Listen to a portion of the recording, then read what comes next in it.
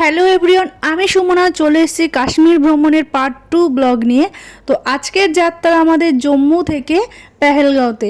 তো জম্মুতে আমরা চলে এসেছি। এই যে আমাদের ট্রাভেলের সাথে আমরা যাব, সেই ট্রাভেলার থেকে আমাদের মানে গাড়ি পাঠিয়ে দিয়েছে, সেই ড্রাইভার দাদা আমাদের নিতে এসেছে। তো আমরা এখন জম্মু থেকে পেহেলগামের উদ্দেশ্যে যাচ্ছি। রাস্তায় আমরা অনেক সৌন্দর্য উপভোগ করতে করতে যাচ্ছি।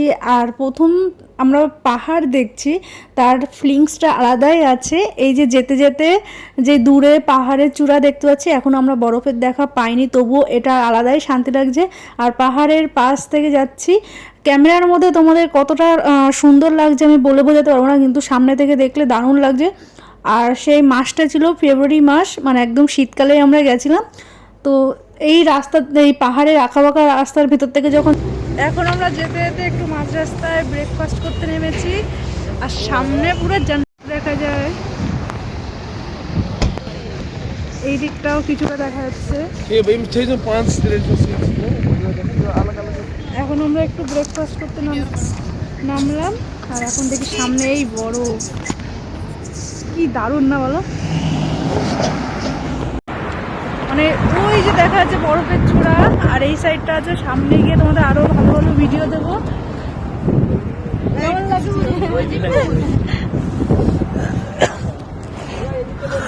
আর এইদিকে আছে এই তিনটে।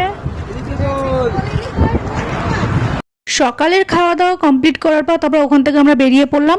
তো এখন পার করব ডক্টর শ্যামাপ্রসাদ মুখার্জি টানেল। কাশ্মীরে কিন্তু ভাইরাল টানেল, তোমরা সবাই দেখেছো যে সোনমার্গ টানেল। এছাড়াও সোনমার্গের মতো আরও 5টা 6টা কি আমার ঠিক খেয়াল নেই, অনেক টানেল আছে। সেই টানেলগুলোও কিন্তু ছোটোখাটো বড় অনেক টানেল পার করতে হয়। এই টানেলটা পার করতে আমাদের প্রায় 10 মিনিট মতো সময় লেগেছে, যেটা কিছু কিছু টানেল 2 মিনিট, 1 মিনিট বা 7-8 মিনিট, 10 মিনিট এরকম টাইম লাগে। তো টানেলটা পার করার পর সামনের ভিউটা এতটা সুন্দর। আর সত্যি বলতে যতটা সামনে আমরা এগাচ্ছি, মানে যতটা আমরা শ্রীনগর বা পেহেলগামের মানে ওই সাইডটা আমরা যাচ্ছি, ততটা আরও সুন্দর, আরও ঠান্ডা লাগছে। আর ওয়েদারটা দারুণ লাগছে। একটু একটু ভয় লাগছিল প্রথম, যেহেতু এরকম পাহাড়ি রাস্তায় উঠেছি আর এরকম মানে টার্নিং ঘুরছে যখন, বা এরকম খাদ যখন গাড়ির সাইডে যেহেতু বসেছিলাম দেখছি, তখন নিচের একটু ভয় লাগছিল। কিন্তু তাছাড়াও মানে সৌন্দর্যটা দেখতে দেখতে সেই ভয়টাও আস্তে আস্তে দূর হয়ে যাচ্ছিলো। আর এতটা সুন্দর, আর নিচের দিকে আমি বারবার দেখছি, যদি মানে এটাই মনে হচ্ছিলো যদি একবার পড়ে যায়। তা একটু তো ভয় সবাই লাগে। আর যখন এই টার্নিংটা আসছে, এই গাড়িগুলো যখন মানে সারিবদ্ধভাবে যাচ্ছে, তখন যে দারুণ ভিউ লাগছে। আর সবথেকে বড় কথা হচ্ছে যে একটু একটু মানে টার্ন ঘুরছি, একটু একটু করে বরফের চূড়া দেখতে পাচ্ছি। ওই যে ফিলিংসটা, মানে তখন যে মানে বলে বোঝাতে পারবো না তোমাদের।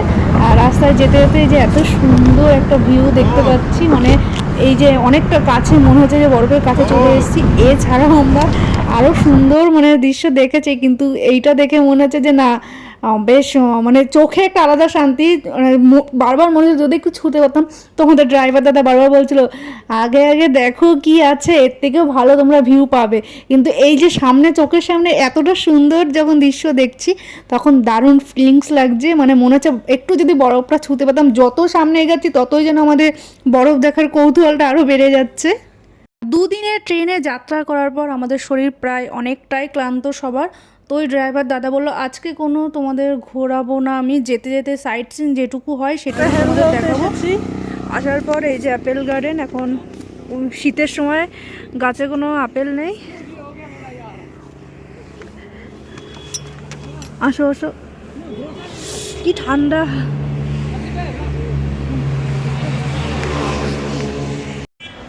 আমরা আপেল বাগানে এসেছি এখন, কিন্তু গাছে কোনো আপেল নেই, যেহেতু এখন শীতকাল।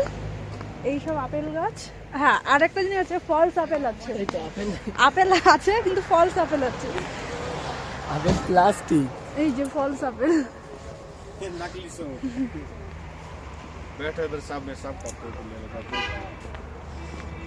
শীতকালে কোনো গাছে আপেল নেই, কিন্তু স্টোরে কিছু আপেল ছিল, ওনারা সেগুলোই ফ্রিতে ট্রাই করতে দিচ্ছিল। আর গাইস আমরা হচ্ছে বাঙালি জাতি, ফ্রিতে মানে ফোকটে যা দেবে সেটা খেতে যে অমৃত লাগে, মানে একবার শুধু বলেছে এগুলো মানে ট্রাই করতে পারো তোমরা। আর সবকটার অবস্থা দেখো, মানে হুমড়ি খেয়ে পড়েছে, আপেলগুলো যে যার মতো নিচ্ছে, মানে খেয়ে মোটে হচ্ছে না। আপেলগুলো দারুণ টেস্ট ছিল, কাশ্মীরি আপেলের একটা টেস্ট থেকে আলাদা রকম। আর এদিকে নানান রকমের আচার, আপেলের আচার, রসুনের আচার, পদ্ম ফুলের, মানে এগুলো বলবে ওনারাই, আমার ঠিক অতটা খেয়াল নেই, কিন্তু আপেলগুলো দারুণ টেস্টি ছিল আর ভীষণ মিষ্টি ছিল। কিন্তু বাঙালি মানে ফ্রিতে যা দেবে একটা মানে দানা পর্যন্ত ফেলা যাবে না, সে যতক্ষণ টেস্ট করতে জানো ততক্ষণই টেস্ট করেছি। যাই হোক, বেশ ভালোই ছিল, ওদের ব্যবহারগুলোও ভালো ছিল ওনাদের। ইচ্ছা আছে আপেলের সময় যাব, তখন একবার ভিডিও করব এখানে। ये क्या है? ये लहसुन चटनी मैं बताऊंगा सब कुछ। কি ঠান্ডা গো বাবা, স্যার বসেছে স্যার। अच्छा, ये लहसुन का चटनी, इधर का पहाड़ी लहसुन आता है, गोटा लहसुन छोटा सा। अच्छा, ये जो अभी आपने खाया ये पहाड़ी लहसुन का डंठल का अचार था, इसका डंडी का मैनेजर। ये कमल ककड़ी का अचार, पौधो फूल का डंडी जो पानी के अंदर रहता है, उसका चटनी है। अच्छा अच्छा, ये एप्पल জম্মুতে আমরা নেমেছি সকাল 10টার দিকে। 10টা নাগাদ ওখান থেকে আমাদের জায়গা খুঁজতে, মানে ড্রাইভার দাদার সাথে কন্ট্যাক্ট করতে করতে সকাল 11টা বেজে গেছিলো।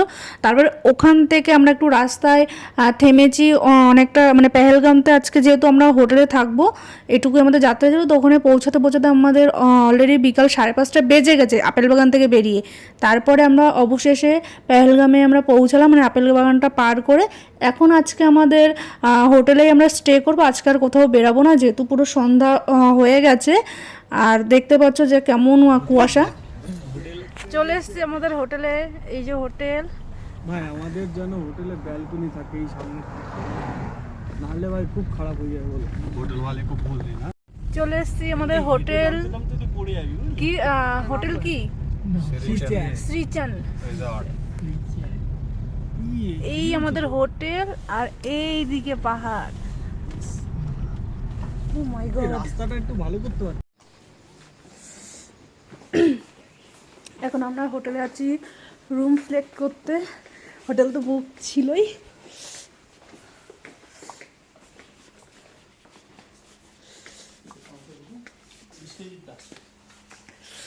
Welcome to Kashmir. ঝর্ণা,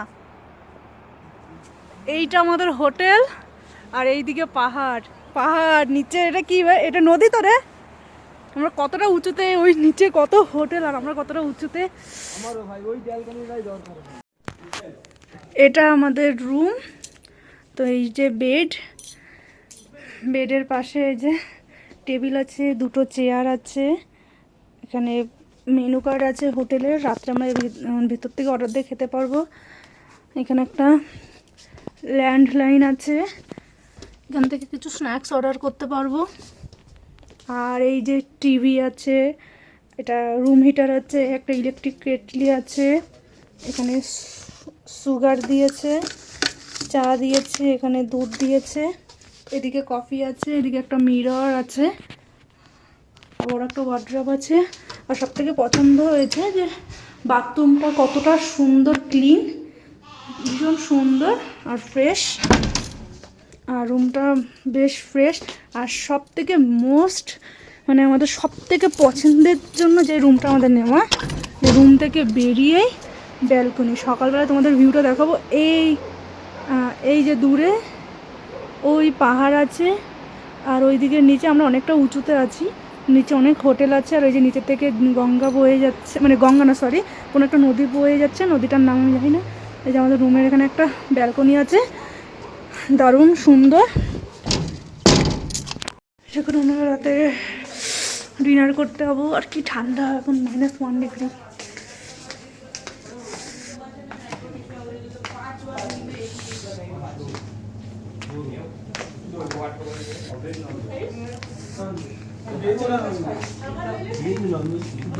क्या क्या है?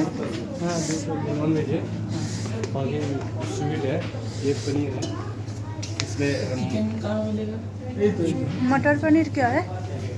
ये आलू मटर है अच्छा अच्छा ये चिकन है এই যে জল পড়ছে এটা पनीर है। केसर ये है आलू मटर अच्छा ये दाल फ्राई राइस स्टीम राइस। हाँ ये सूप मिक्स वेज सूप ये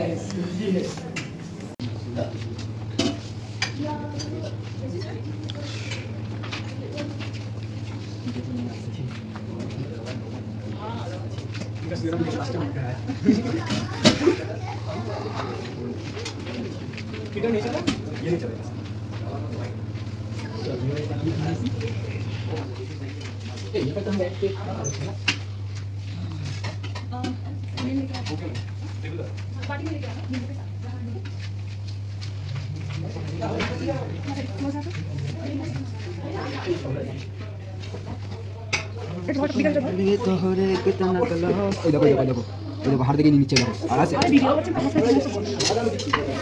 গ্রেভি নেই রাতের ডিনারে আমি রাতের ডিনারে ক্লোজ আসো দিয়েছি পাপড় সালাড চিকেন পনির আর মটর আলু। তো আমরা হোটেলে পৌঁছাতে সন্ধ্যা 6টা হয়ে গেছিলো। তারপরে এসে রুম সিলেক্ট করে ফ্রেশ হতে হতে রাত 8টা সাড়ে 8টা বেজে গেছে। আর এখানে খাওয়া দাওয়া কিন্তু রাতের খাওয়া দাওয়া ওনারা 8টা থেকে 9টার মধ্যেই খেয়ে নেয়। তো ওখানে তাড়াতাড়ি এসে খাওয়া দাওয়া করে নিচ্ছি, অনেকটা রাত হয়ে গেছে আর একটু ক্লান্তও আছি আমরা। আবার কালকে সকাল সকাল বেরোতে হবে, কালকে আমাদের ঘুরতে যাবো পেহেলগাঁওতে, ফার্স্ট ঘোরা কাশ্মীরে। তো আজকের ব্লগটি তোমাদের কেমন লাগলো প্লিজ কমেন্ট বক্সে জানাবে। আর দেখা হচ্ছে কালকে নতুন একটি ব্লগ নিয়ে। আর কালকের কিন্তু একটা ধামাকাদার ব্লগ আসতে চলেছে, যেহেতু আমরা পেহেলগাঁওতে ঘুরবো প্রথম, মানে কাশ্মীরে আমরা প্রথম ঘুরবো।